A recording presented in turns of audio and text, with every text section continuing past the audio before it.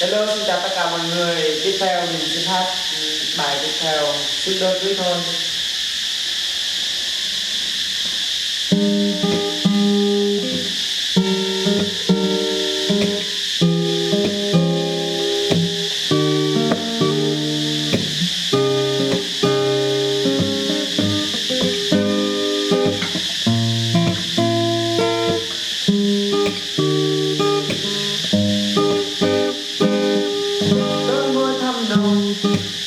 Mai mừng hồng em chưa lấy chồng thì để anh trông, anh chưa có ai tương lai không dài, nếu anh không về thì để ngày mai anh qua đưa ba má em cho mình làm quen.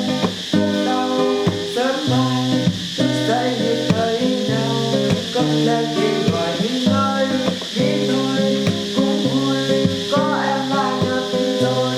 Thế nên sớm thôi anh sẽ ngỏ lời với em, đừng nghĩ nhiều, sớm thôi cưới thôi chứ mà để lâu lắm để dẹp pha. Ôi ơi em đừng nghĩ nhiều, sớm thôi cưới thôi chứ mà để lâu giấc ta đánh mất duyên chung một nhà. Đôi bên gia đình cũng rất ân tình, cho nên đôi mình chẳng thể định tình. Anh ơi em mà, anh nghĩ chúng ta sẽ ghé hai nhà bằng tiền ông qua. Anh qua đưa ba má em cho mình ở bên, biết đâu sớm mai thức dậy nhìn thấy nhau, cất lên tiếng gọi Vinh ơi nghĩ thôi cũng vui, có em là nhất rồi. Thế nên sớm thôi anh sẽ ngỏ lời hỡi em, đừng nghĩ nhiều, sớm thôi cưới thôi chứ mà để lâu giấc ta đánh mất duyên chung một nhà.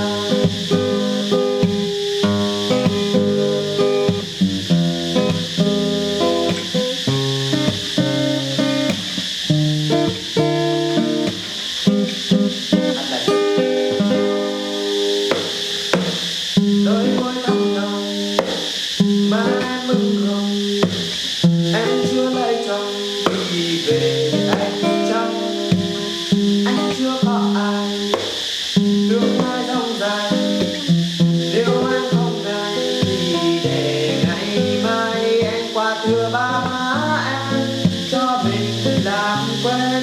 Biết đâu sớm mai thức dậy nhìn thấy nhau, cất lên tiếng gọi Vinh ơi nghĩ thôi cũng vui, có em là nhất rồi.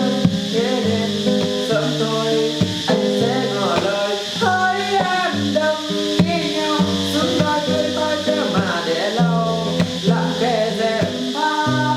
Ôi ơi em đừng nghĩ nhiều, sớm thôi cưới thôi đã mà để lâu lỡ ta đánh mất duyên chung một nhà. Đôi bên gia đình mà em mừng hồng em chưa lấy chồng thì để anh trông,